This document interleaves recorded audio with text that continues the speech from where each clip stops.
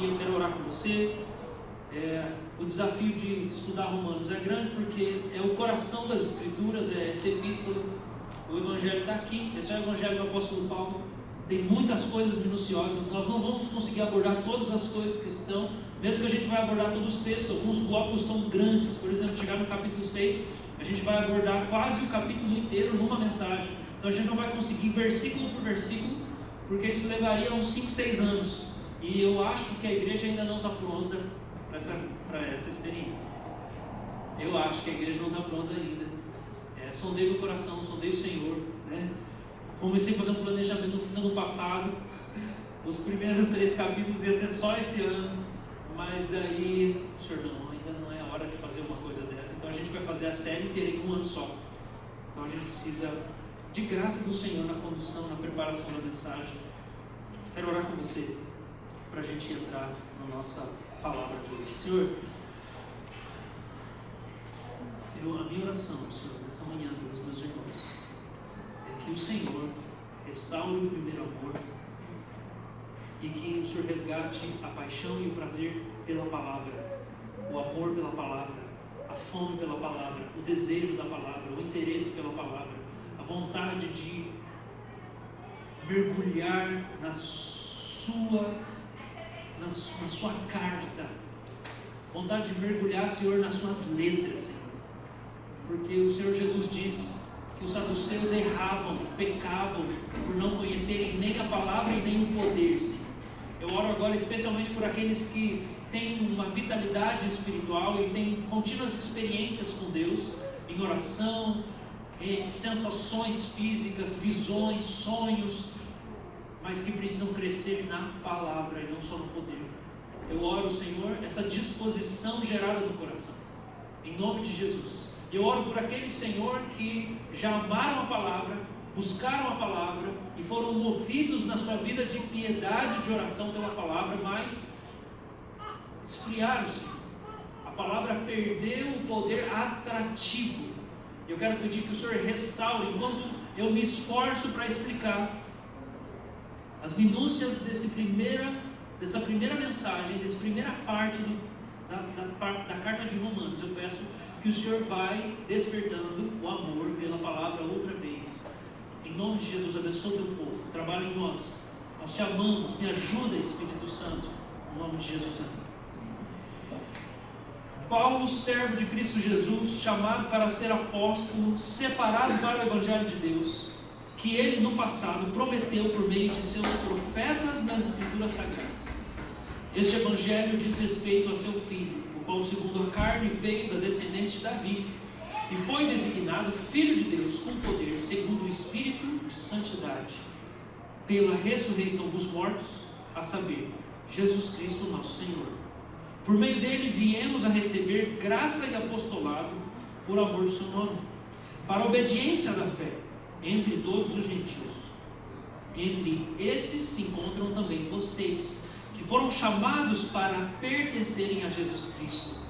A todos os amados de Deus que estão em Roma, chamados para ser santos, que a graça e a paz de Deus, nosso Pai, e do Senhor Jesus Cristo estejam com vocês. Amém? O tema da nossa mensagem nessa manhã é Paulo, o apóstolo do mundo.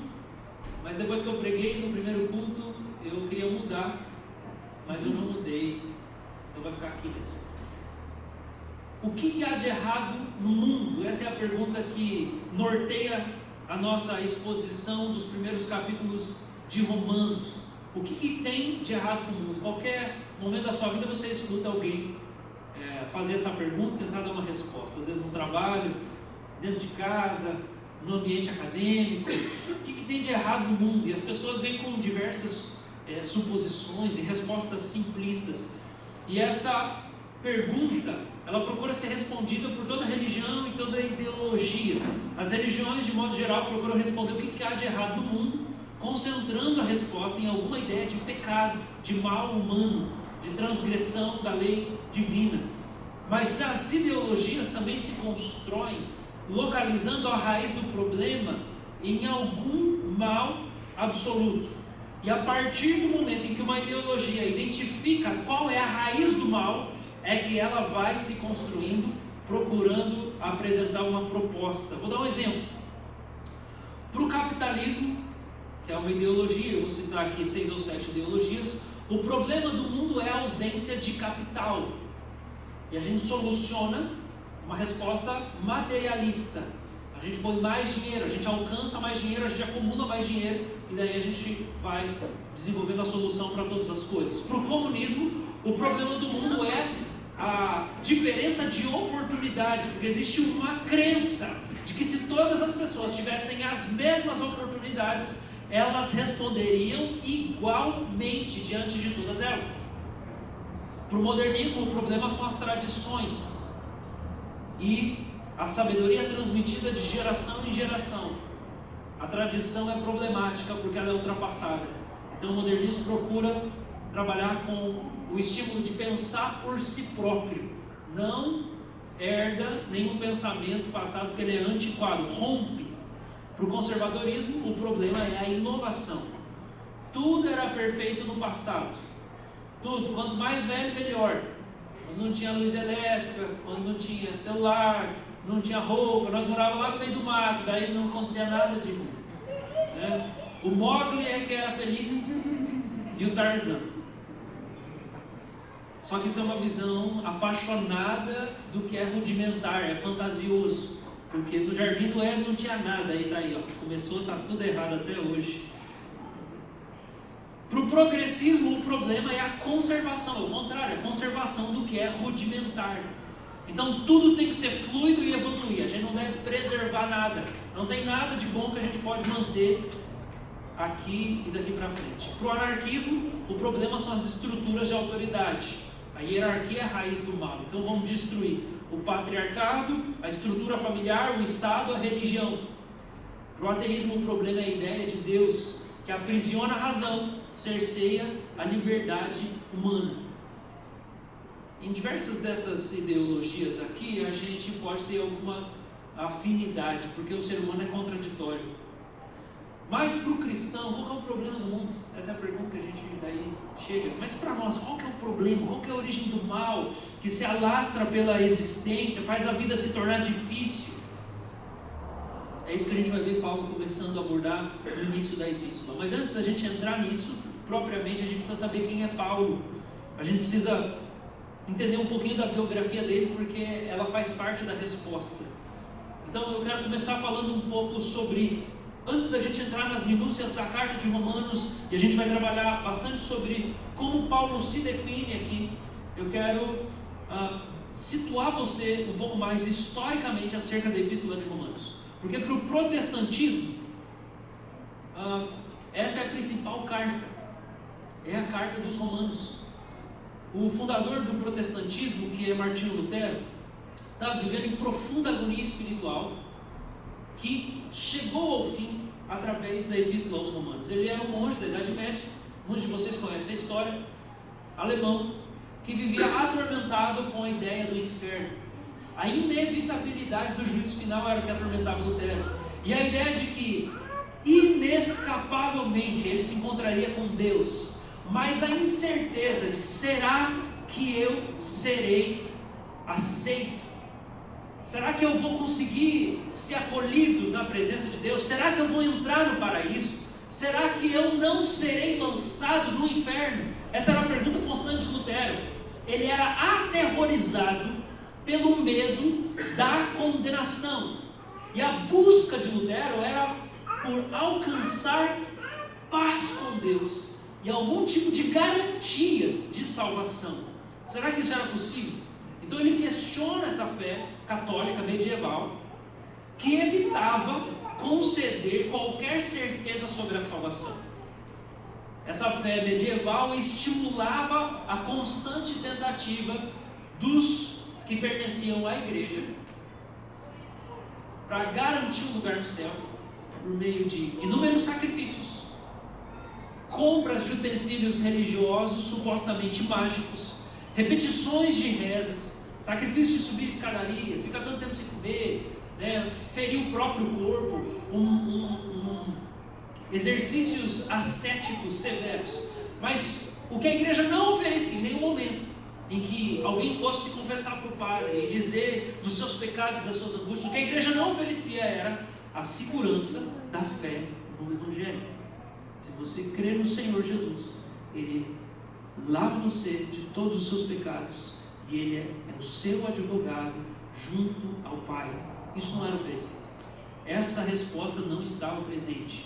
Deus era representado como uma divindade cheia de caprichos, que estava sempre insatisfeito, nunca conseguindo amar a igreja, nunca conseguindo se agradar dos seus filhos, ou conceder descanso para eles.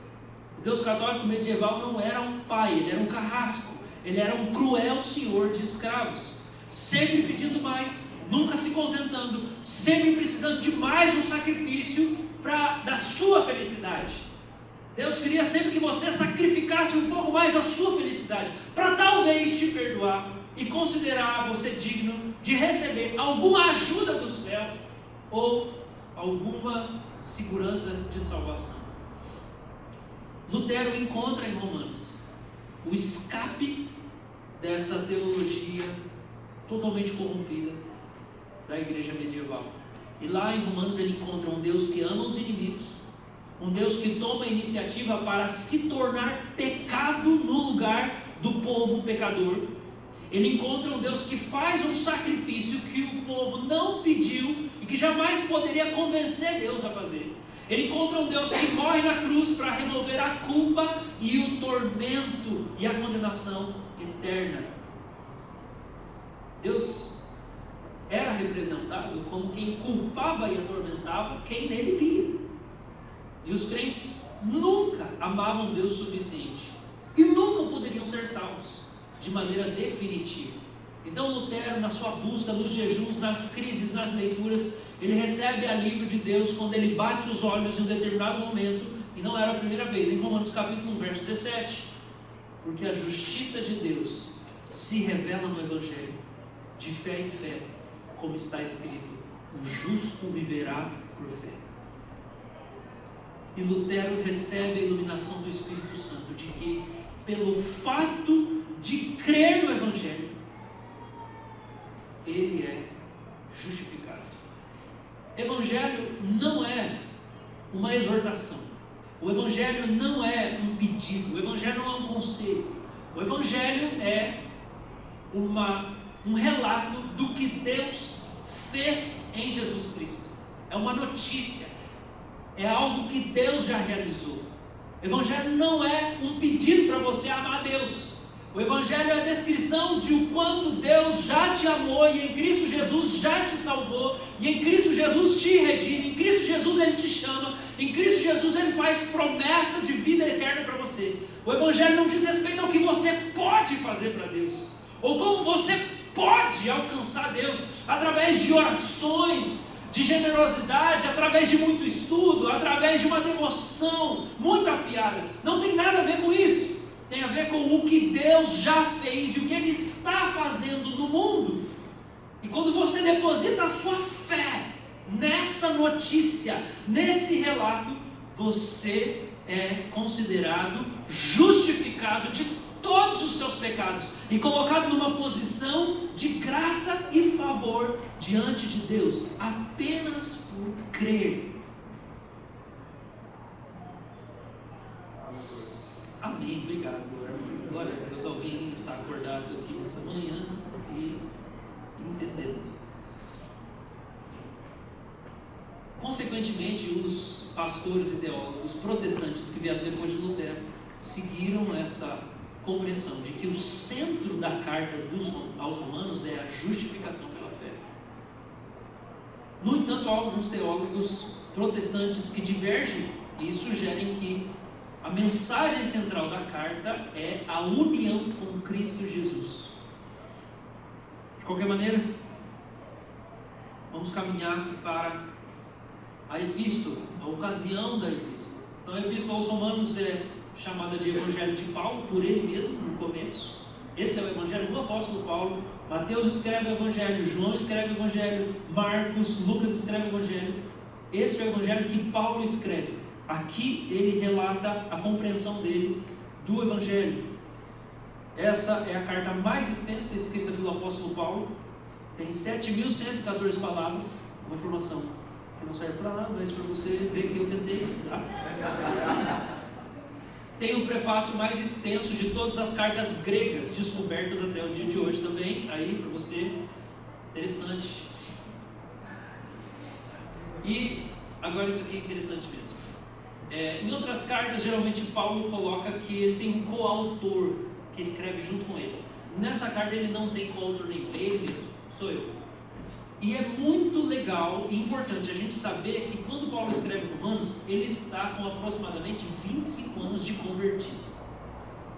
25 anos de convertido, 25 anos de pregar o Evangelho. Ele já plantou 9 igrejas. Ele já tem um pouco de experiência, já refinou um pouco a teologia dele, já amadureceu um pouco, e ele está em Corinto, na 3ª viagem missionária, como está relatado lá no livro de Atos, hospedado na casa de um cara chamado Gaio, que é um irmão que ele mesmo batizou.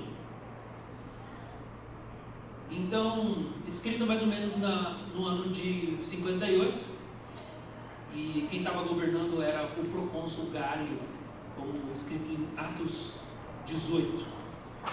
Ok, quando se escrevia cartas na antiguidade, você não poderia usar o correio, e geralmente só quem era do Império Romano poderia usar o correio imperial. Então você precisava ou de um escravo que levasse a carta para você. A escravidão era algo muito conhecido no Império Romano nessa época. Ou você precisava de um comerciante que fosse viajar e que era de muita confiança, ou você mesmo ia entregar a carta. Então não era tão simples assim. Geralmente quem ia escrever a carta ditava e outra pessoa escrevia, ou a própria pessoa escrevia. Por isso você tem uma parte que Paulo escreve, se não me engano é aos Coríntios, ele fala assim: eu de próprio punho escrevo.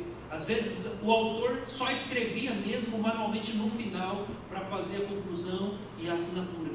De qualquer jeito, Paulo não sinaliza que ele tem outra pessoa aqui sendo autor da carta com ele, e ele vai entregar essa carta sem correio, talvez confiando em algum escravo, algum comerciante, algum crente, para comunicar com a igreja de Roma.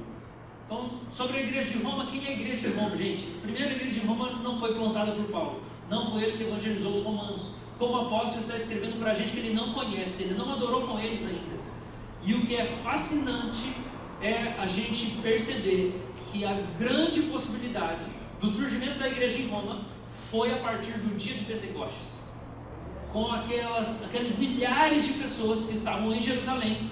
A maioria dos estudiosos afirma que é muito difícil não ter havido moradores de Roma em Jerusalém que tivessem ouvido a pregação de Pedro, visto os milagres e sido batizados e voltando para Roma convertidos. É bom a gente lembrar também a frase, né, todos os caminhos levam a Roma, porque naquele tempo as estradas eram muito bem construídas voltando para Roma, então a capital de todo o império, muito grande, para que facilitasse a comercialização, para que facilitasse também o correio, as cartas, e muita gente mudava para o Império Romano. E de qualquer maneira, tendo esses irmãos convertidos no dia de Pentecostes, voltando para Roma e recebendo ali a instrução que eles estavam recebendo, era possível também que a notícia se espalhasse rapidamente por causa das estradas de Roma. A gente percebe que a igreja em Roma, ela é de judeus e gentios, né? Gentios é o não judeu, todo mundo que não é judeu é gentil, você é um gentil com o, tá bom? Parece que a maior parte dos crentes em Roma são judeus, por causa dos temas que Paulo aborda. Então, né, a gente vê ele falando, por exemplo, no começo que a gente vai ver hoje, descendência de Davi, espírito de santidade. A gente vai ver depois bastante ênfase em obras, lei, circuncisão, oráculos de Deus que foram dados para os judeus, Abraão como o pai da fé, Adão como o primeiro representante da humanidade, justificação, eleição de Israel no capítulo 11, Paulo intercedendo pelos judeus, falando que ele preferia ir para o inferno e perder a salvação se os judeus se convertessem, de tanta compaixão que ele tem dos judeus. Então, parece que o público principal ali, a maior parte da igreja era judeus. Você tem judeus e não judeus, que é esse povo destinatário. E a primeira parte da carta é Paulo se apresentando, e aqui a gente já começa a entrar no conteúdo da nossa mensagem dessa manhã, depois dessa introdução. Quando Paulo vai se apresentar na Epístola dos Romanos, ele usa 3 palavras para referir a si mesmo. Ele se chama de servo, apóstolo, e ele fala que ele é separado. Tudo isso na voz passiva, ok? Lá na gramática está tudo na voz passiva. O que ele quer dizer? Ele está dizendo que ele não se fez servo, ele não se fez apóstolo, ele não se separou por uma decisão que ele mesmo tomou. Ele está dizendo que tudo isso foi ato de Cristo sobre ele. Paulo é o receptor. Cristo tornou Paulo servo, Cristo fez de Paulo apóstolo, Cristo separou ele para o Evangelho. E o significado de servo aqui, como primeira expressão, Paulo, servo de Cristo Jesus, chamado para ser apóstolo, separado para o Evangelho de Deus, no versículo 1. Vamos explicar um pouco sobre servo. Douglas Moo escreve o seguinte: a palavra servo indica devoção total, sugerindo que o servo está completamente à disposição do seu Senhor. Gente, essa palavra aqui, isso que Paulo diz que ele é muito importante para o que Paulo vai desenvolver na carta mais para frente. Porque quando chega no capítulo 6, Paulo começa a desenvolver a teoria de que nós, todos os seres humanos, são escravos, servos do pecado. A palavra servo e escravo é a mesma coisa, tá?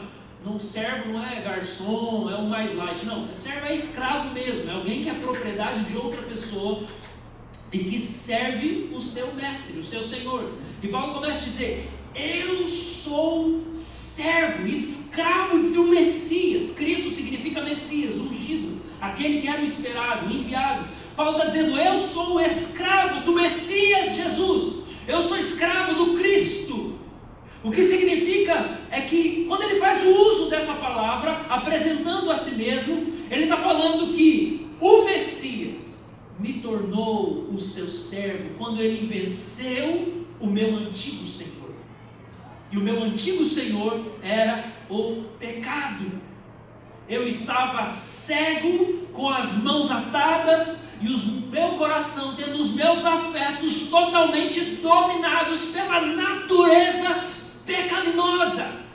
E o pecado era o meu Senhor e eu era escravo do pecado. Mas Cristo veio, venceu o meu antigo Senhor e Ele me fez servo dele. E eu sou servo, escravo de Cristo, Messias esperado.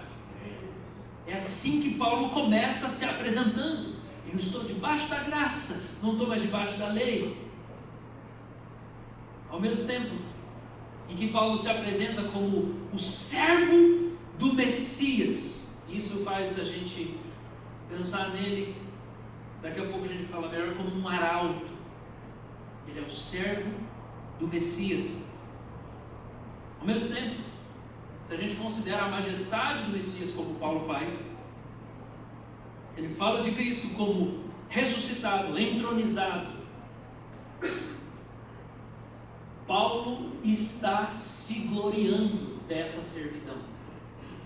Ele fala de peito estufado: eu sou escravo do Messias. Porque ele não está falando: eu sou escravo de César, do grande império romano. Não, ele não está falando: eu sou escravo de César, que já seria bastante coisa. Ele está falando: eu sou escravo de alguém que está sentado num lugar muito mais elevado. O próprio comentarista Douglas Moo fala: é obviamente verdade que há grande honra em executar o serviço de um Senhor tão exaltado. E muitos comentaristas realçam esse aspecto do título para Paulo usá-lo ao se referir a si mesmo. Existe grande honra para Paulo dizer: eu sou servo do soberano dos reis da terra, eu sou servo do Altíssimo, eu sou servo do Messias. Paulo não considera inferior ser escravo de Cristo. É uma coisa que pode incomodar algumas pessoas hoje. Eu não sou escravo, eu sou filho de Deus. Vai ler a Bíblia para falar o que você ouve nas músicas aí. Fica repetindo música evangélica, vai ler a Bíblia. Você é filho de Deus e ao mesmo tempo você é escravo de Cristo.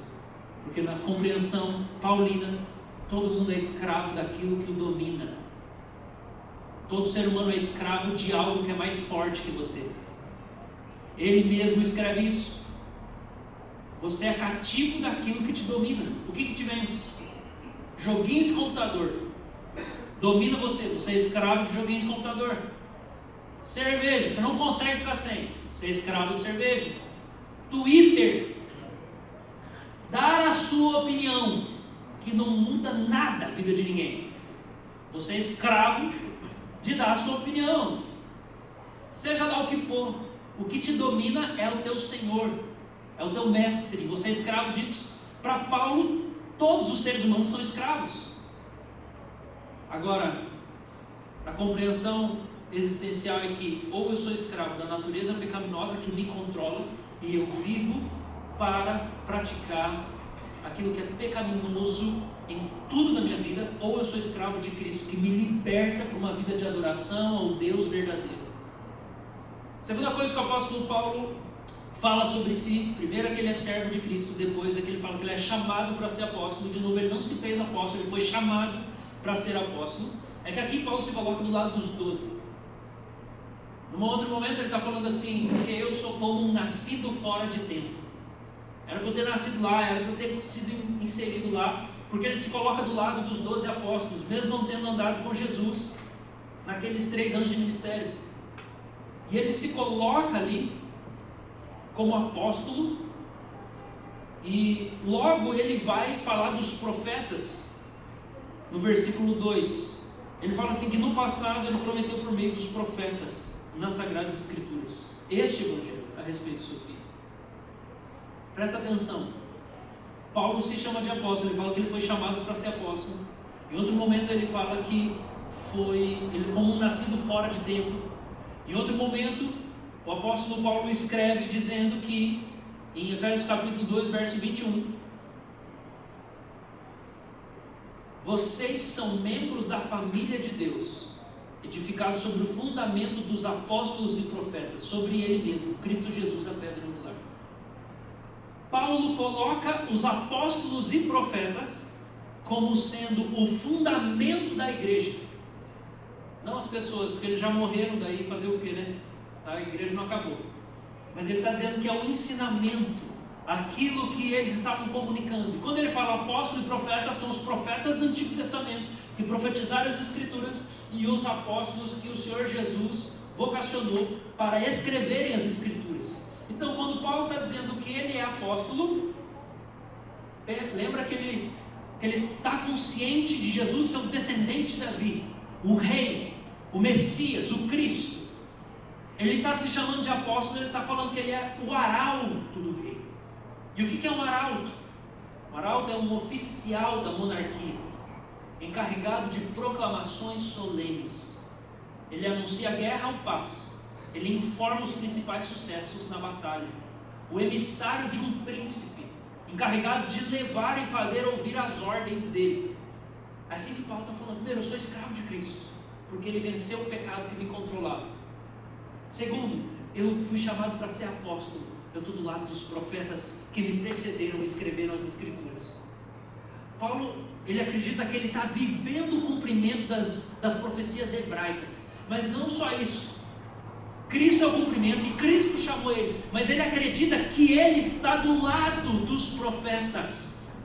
E o que ele está escrevendo é a Escritura de Deus. Ele está sendo guiado pelo Espírito Santo. Ele fala, é o Evangelho de Deus. Eu fui separado para o Evangelho de Deus. Paulo não escreve o conteúdo de Romanos, gente, como alguém que tomou um chá e daí teve umas alucinações e falou, pronto, descobri a verdade. Ou como alguém que fez uma pesquisa acadêmica, científica, ralou um monte e foi, gastou anos e fez o doutorado e o pós-doutorado, pronto, agora está aqui comprovado que Jesus é o Messias mesmo, foi isso que aconteceu. Até porque essas coisas na outra geração caem, né? Quantos de vocês ou estão na universidade ou quando estavam lá, tinha os professores falando assim, então, no meu tempo, o cara tinha aprendido um negócio completamente diferente do que ele estava te ensinando lá.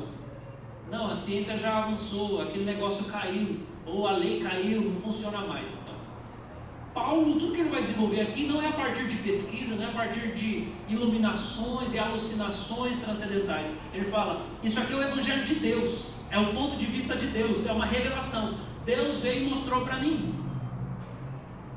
Então ele é o apóstolo que fala em nome de Deus. E você vai percebendo que Paulo não tem identidade em si mesmo mais.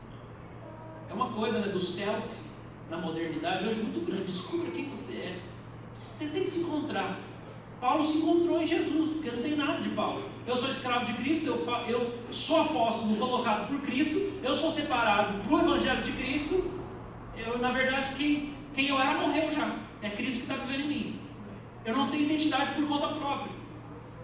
E uma coisa da nossa geração, né, de ficar estimulando as pessoas a acharem identidade, aí fica assim, não, descobre o que você gosta, descobre o seu hobby, gente, o hobby é nada, hobby, eu vou firmar minha identidade num hobby, estou lá escalando, Maria Eugênia quis postar essa semana que nós escalamos num nível superior, não sei o que, você não me vê postando nada desses negócios, porque isso não é nada, legal, massa demais, estou animado, quero desenvolver no esporte. Isso não é minha identidade, pelo amor de Deus.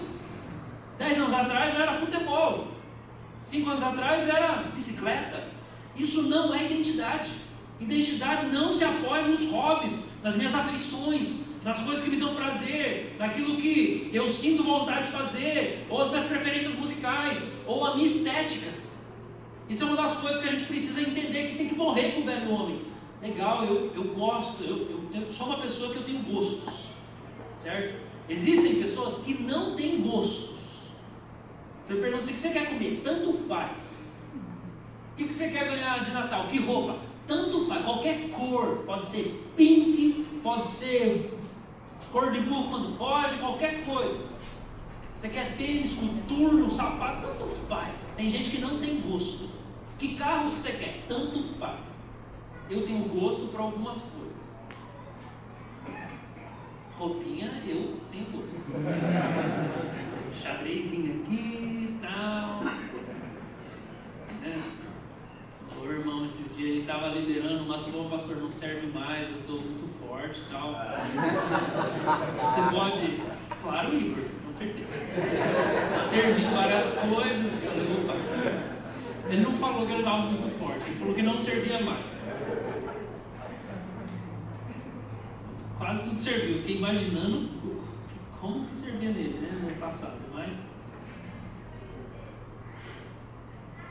nossa identidade não pode estar nessas coisas. E a gente precisa se dispor a abrir mão disso. Você sabe que às vezes o cara briga no casamento porque a mulher fala assim, põe essa camisa que eu gosto, e o cara, não gosto, não uso camisa. Põe esse sapato, eu não uso sapato. Rapaz, tem que morrer isso aí em nome de Jesus. Sua identidade não pode estar ligada com um estilo de roupa, cor de roupa. Isso é humildade. Porque a gente tem os gostos do bem, às vezes Jesus quer fazer nossos gostos. Às vezes Jesus fala assim, ó, esse ano você vai usar as roupas ganhadas. E não vai parecer como você gosta. Pode ser, porque Jesus falou assim, não fica ansioso como vocês têm que comer, vestir, porque o Pai sabe o que vocês precisam. Não significa que Ele vai dar o que você quer. Oh Deus, meu celular quebrou. Motorola. Agora vai com o Motorola. Você tem Motorola, Deus abençoe em nome de Jesus. Eu estou no Motorola. Eu prefiro o que funciona melhor. Mas às vezes Deus não nos supre dando o que a gente gosta. E o apóstolo Paulo não tem a identidade dele firmada nessas coisas que são apenas passageiras. Ah não, mas eu gosto de carro sedã. Lasque-se Deus. Deus não está preocupado com isso. Não, eu só compro sedã. Tá podre o carro. Não, mas é que se não for sedã eu não vou trocar. Será que Deus não quer falar alguma coisa com você? Mas eu só moro em casa que tem um vasto quintal para plantar as minhas figueiras e amoreiras e frutas do monte. É mesmo? Sua identidade está bem firme mesmo, nas coisas bem boas, né? A identidade de Paulo está totalmente em Cristo. Eu sou servo de Cristo. Eu falo em nome de Cristo. Eu fui separado para o Evangelho. John Murray, um teólogo escocês comenta assim: quando Paulo diz separado, dá a entender que todos os interesses e apegos estranhos à promoção do Evangelho haviam sido rompidos. Eu não tenho outro interesse, eu não tenho outra agenda, eu não tenho outra bandeira, eu não tenho outro discurso. Essa é a minha narrativa. Deus está reconciliando todas as coisas com Ele por meio de Cristo Jesus no céu e na terra. Tudo vai convergir em Cristo. Essa é a narrativa. Em certo sentido, Paulo é monotemático. Por quê? Porque ele só sabe falar do Evangelho.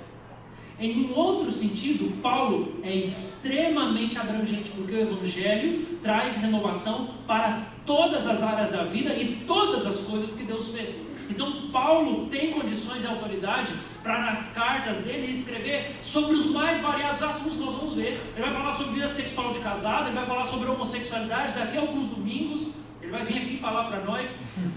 Ele vai falar sobre os judeus, ele vai falar sobre política, sobre relação com o governo, lá no capítulo 13. Depois ele vai falar sobre comer carne, sobre bebida. Ele vai falar sobre as mulheres, para elas pararem de brigar na igreja, para elas ficarem tranquilonas lá. Ele fala de tudo, tudo pelas lentes do Evangelho, porque o Evangelho abraça tudo que diz respeito à experiência humana. E ele fala: eu sou separado para o Evangelho, é só disso que eu falo.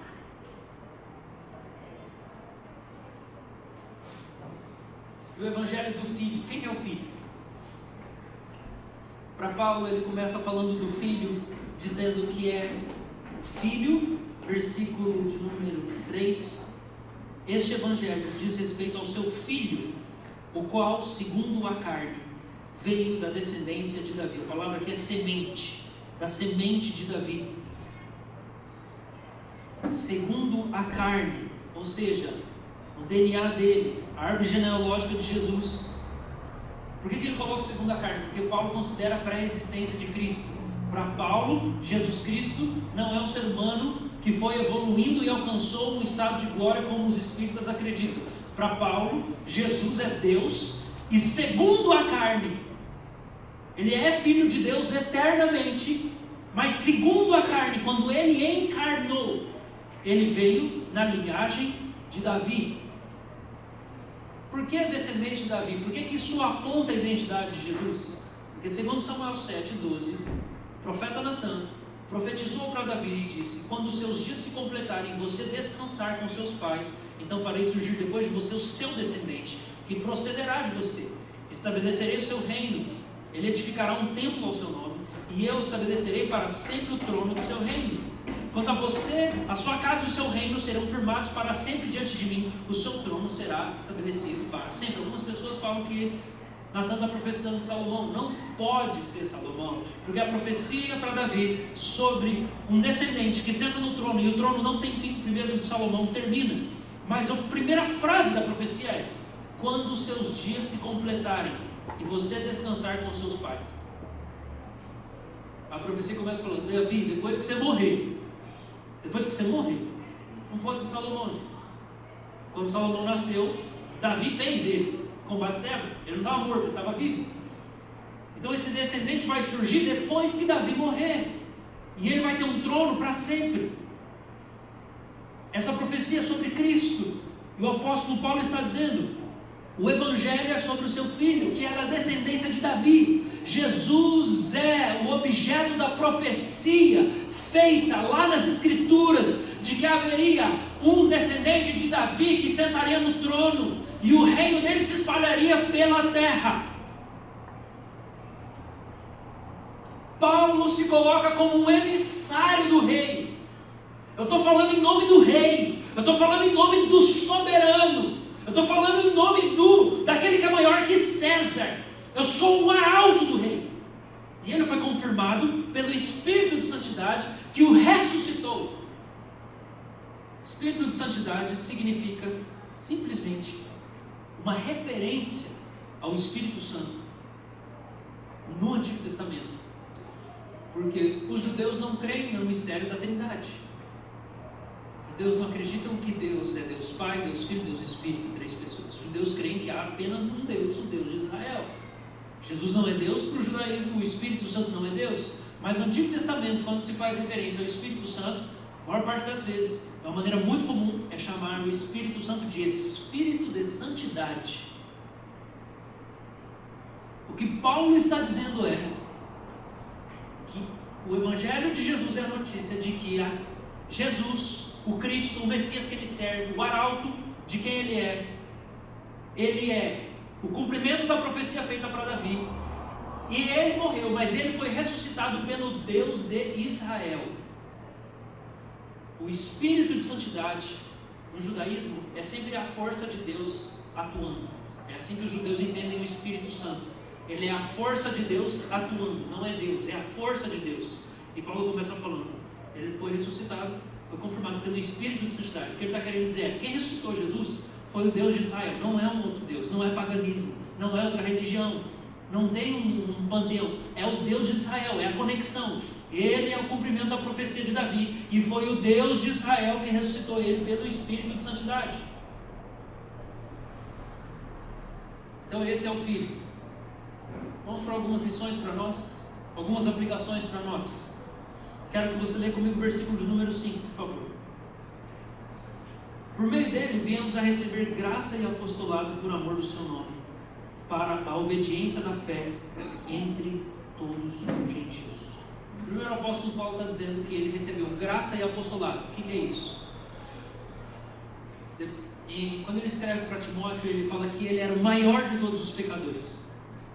É assim que ele se via. E ele fala assim, mas transbordou a graça de Deus em Cristo Jesus. E a graça veio e redimiu Paulo. Quando Paulo está dizendo que ele recebeu graça e apostolado de Cristo, primeiro ele está dizendo assim, tudo que eu vou escrever aqui, você não deve considerar porque eu sou impecável. Não é porque eu não tenho pecado, não é porque eu não tenho falha. Do mesmo jeito eu falo nessa manhã. Tudo que eu prego e que eu pregar nessa manhã, você não deve ouvir porque eu sou totalmente fiel ao cumprimento da Escritura. Não é porque eu, Arthur, não tenho pecado. Não é porque eu nunca falhei e não vou falhar nessa semana. Não põe sua fé em mim. Paulo está dizendo que ele foi estabelecido servo, apóstolo, separado para o Evangelho, um arauto do Altíssimo, porque primeiro a graça de Deus cobriu todos os pecados dele, e ele é participante deste Evangelho que ele está explicando para todos os romanos. Eu experimentei isso, e a Epístola aos Romanos está cheia de Paulo, está impregnada de Paulo. Ele coloca os dramas dele. Já citei aqui quando ele chega no capítulo de número 11, que ele fala assim, eu queria ser considerado anátema.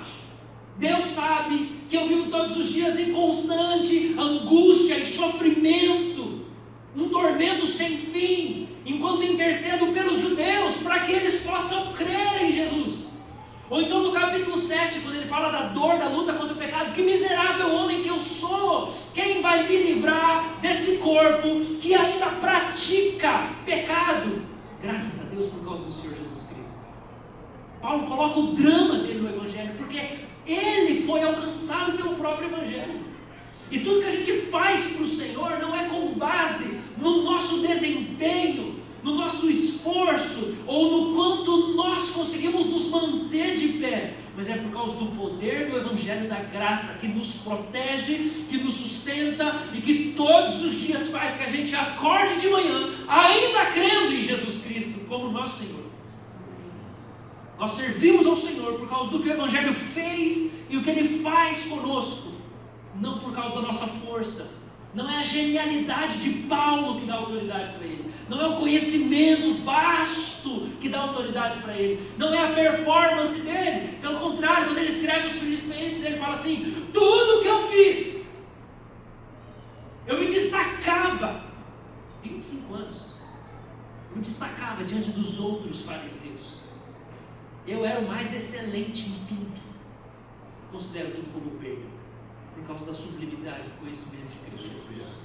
A minha identidade não está no que eu faço, no meu desempenho, na minha capacidade, na minha força de vontade, no que eu conquisto ou no que eu construo. Aquele que se gloriar, glorize no Senhor.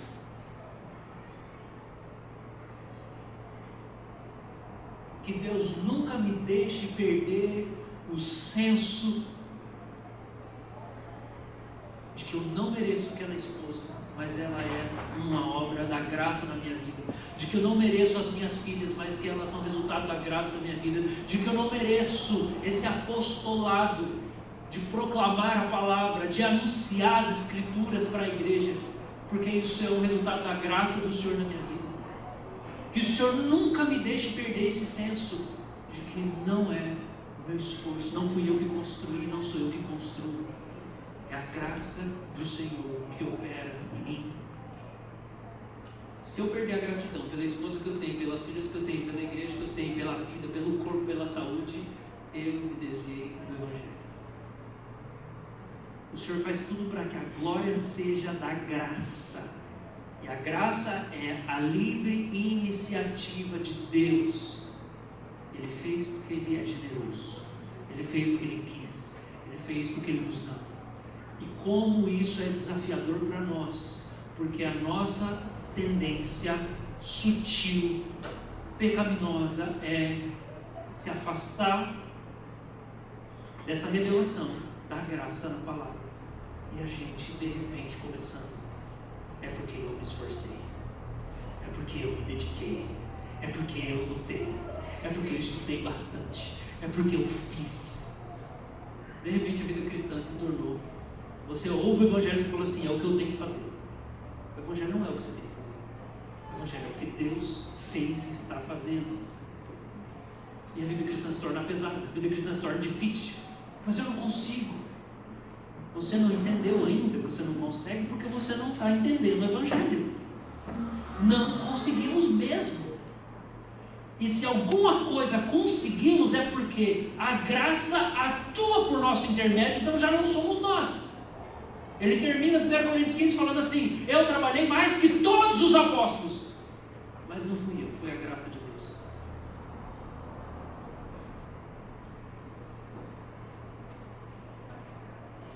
Nesse sentido, o Evangelho nos humilha. Ele nos humilha, mas ele também alivia os nossos ombros. Porque em tudo que a gente olha na nossa vida e pensa, eu não tenho capacidade de resolver isso. Eu não tenho capacidade de emendar isso que está rompido. Eu sou lembrado pelo Evangelho de que eu não tinha capacidade de nada mesmo.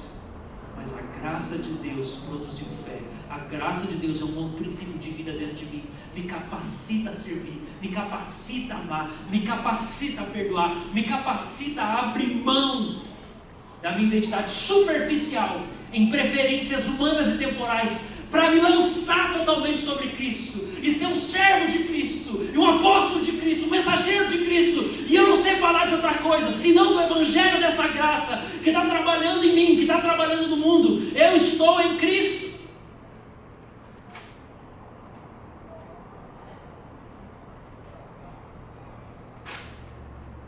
Primeira lição: em um mundo onde todo ser humano carrega as marcas do abuso de poder, o Evangelho apresenta aos amados um novo modelo de autoridade em Cristo. A mensagem da salvação que o apóstolo Paulo está anunciando como Evangelho tem origem judaica. Existe um elemento na mensagem do Evangelho que, se a gente considerar atentamente, é incômodo para nós. Todos os imperadores na antiguidade tiveram a missão de construir um império unificado e com muita ganância venceram contra os reinos, mataram imperadores, devastaram outras nações. Alexandre o Grande, até onde eu sei, foi o que mais se aproximou de alcançar isso. E essa ideia de conquista, ela é uma ideia incômoda para nós. No entanto, quando Paulo está escrevendo para os romanos, imperador romano, domínio de Roma, e ele está dizendo que há um Messias, e que ele é o arauto desse Messias, e ele está dizendo que ele é escravo desse arauto, desse Messias, e ele está falando graça e paz. E ele está dizendo, a mensagem é para os gentios de todas as nações, venham para o Senhor. Ele está apresentando um novo modelo de autoridade, um novo modelo de governo, porque as profecias a respeito de Cristo dizem que ele não vai ser um rei justo só para os israelitas, mas que o Messias vai ser um rei para todos os que não são judeus, para os gentios. E o reino de Israel, sob o comando de Cristo, se espalhará pelo mundo. E gente de todas as etnias serão incorporadas nesse reino. Vão receber uma nova cidadania. Cidadãos do reino de Deus. Uma multidão vai ser conquistada pelo reino de Israel sob o governo de Cristo, como o rei de Davi. O que isso soa para os ouvidos dos romanos? Como que isso chega no ouvido dos romanos? Dizendo, eu estou falando no nome do rei judeu para vocês que não são judeus. O que eles estão acostumados com a figura do César é: submetam, ou as cabeças vão rolar. Paguem tributo, ou as cabeças vão rolar. Essa é a figura de autoridade, esse é o imperador. E Paulo está apresentando um outro jeito. Paulo está apresentando um outro governo. Ele está apresentando um que não é o César, é o Quírios, ele é o Senhor. E ele está acima desses governantes, desses imperadores. Mas o jeito dele governar é diferente. E ele chega e fala: graça e paz. Diferente do que a igreja medieval fez nas cruzadas, onde um guerreiro cruzado esmagava o crânio de um soldado árabe falando em nome de Cristo e luta pela Terra Santa. Cristo apresenta um outro modelo de autoridade. A conquista profetizada sobre Cristo vai ser uma conquista sangrenta só pela morte do rei em primeiro lugar. É o próprio rei quem se entrega. E ele resgata os gentios de uma prisão espiritual, mental, afetiva, e muda a disposição dos gentios, colocando o espírito do rei neles, mudando o coração para eles confiarem no rei. Isso significa que Paulo se apresenta como o arauto do Messias judeu, que ele acredita ser o rei não só dos israelitas, mas de todas as nações. E é o governo justo do Messias é que vai resolver o mal do mundo. Agora, por que isso não significa colonização? Porque, embora o Evangelho fale que todas as nações vão se sujeitar ao rei de Israel, o rei judeu, esse rei também é o criador de toda a terra e de todas as nações e de todas as culturas e de todas as etnias. Então, o governo dele não significa que ele vai violentar ou destruir as culturas e as nações que existem, porque foi ele mesmo quem as criou. Mas significa que ele vai restaurar. E o apóstolo Paulo vem e ele faz a saudação, dizendo: 7. A todos os amados de Deus que estão chamados para ser santos, a graça e a paz de Deus. Um novo modelo de autoridade, um novo modelo de imperador, um novo modelo de governante. Em um mundo onde todo ser humano carrega marcas de abuso de poder, o Evangelho apresenta para nós um novo jeito de exercer a autoridade, com misericórdia, com paciência. Ele convida ao arrependimento e ele dá tempo. E ele demonstra a sua generosidade, a sua gentileza e a sua justiça para que os povos concluam que ele é digno de ser adorado e de ser obedecido. Um novo modelo de autoridade para nós que estamos acostumados com autoridades iradas, a perder a cabeça, a gritar, porque a ira do homem não produz a justiça de Deus. Segundo, enquanto as nossas histórias são marcadas por rompimento e divórcio, o Evangelho une pessoas irreconciliáveis. Ele une pessoas irreconciliáveis. Verso 6 e 7 fala que vocês foram chamados para pertencer a Cristo. Depois ele fala, chamados para ser santos. A palavra chamados, para Paulo, significa o que a gente entende como conversão. Quando ele fala de ser chamado para Cristo, ele está falando, Jesus chamou aquela pessoa e ela foi salva, ela foi convertida. Enquanto as nossas histórias são marcadas por rompimento e divórcio, o Evangelho une pessoas irreconciliáveis.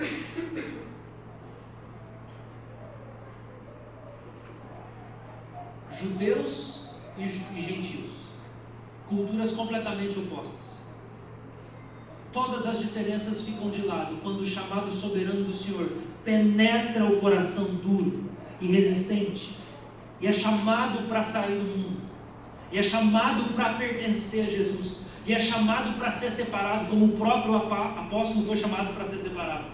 O que acontece com isso? Inevitavelmente, quando a palavra de Cristo prevalece sobre os meus sentimentos de amargura, de raiva, de ódio, de ofensa, eu não consigo evitar. Eu vou sentar no banco do lado de pessoas que são ofensivas para mim.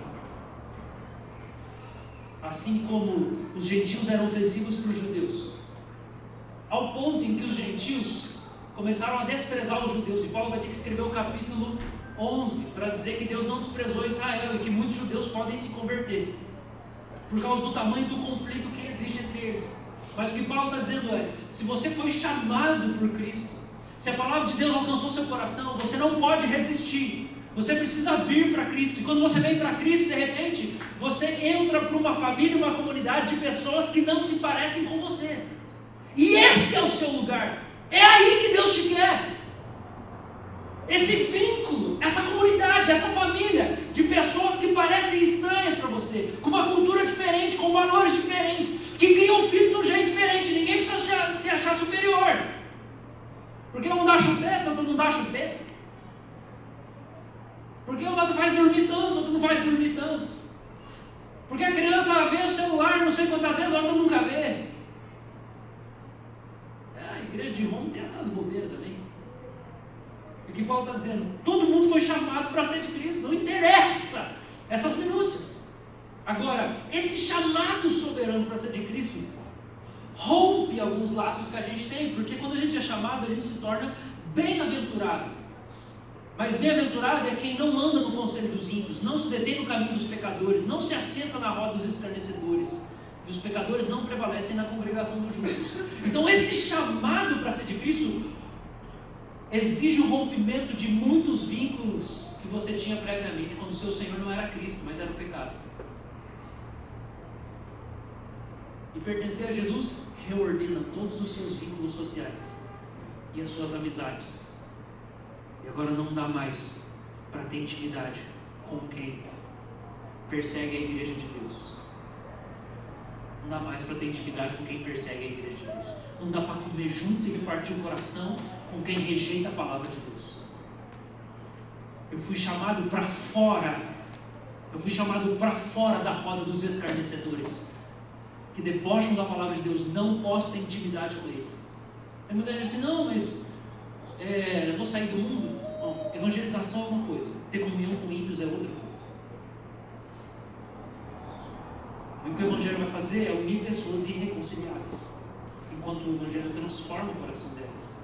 E ele vai desmanchar o isolamento. Porque até aquele que não quer se relacionar, não quer se envolver, ele não tem escolha. Porque não dá para pertencer a Jesus sozinho.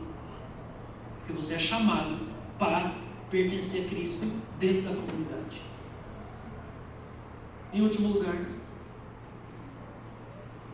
enquanto a gente fere quem a gente ama, e a gente vive em constante competição, o Evangelho oferece graça transformadora e paz reconciliadora.